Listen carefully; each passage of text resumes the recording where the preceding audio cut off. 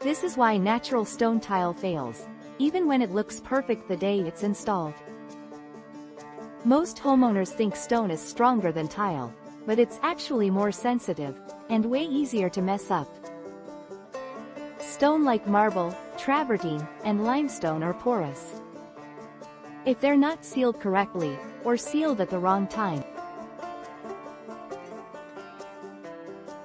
they can permanently stain, especially with dark grout.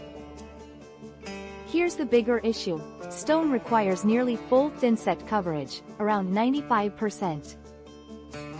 If there are voids underneath, you get cracking, hollow spots, and failure over time. Stone isn't consistent as porcelain. Thickness, density, and veining all vary, which means tight grout joints can lead to uneven surfaces. Even something as simple as skipping back buttering, or not checking multiple boxes before install, can cause problems you won't see for months.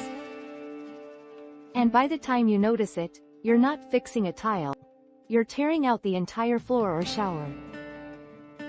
This is just one of the critical mistakes homeowners miss before a remodel even starts.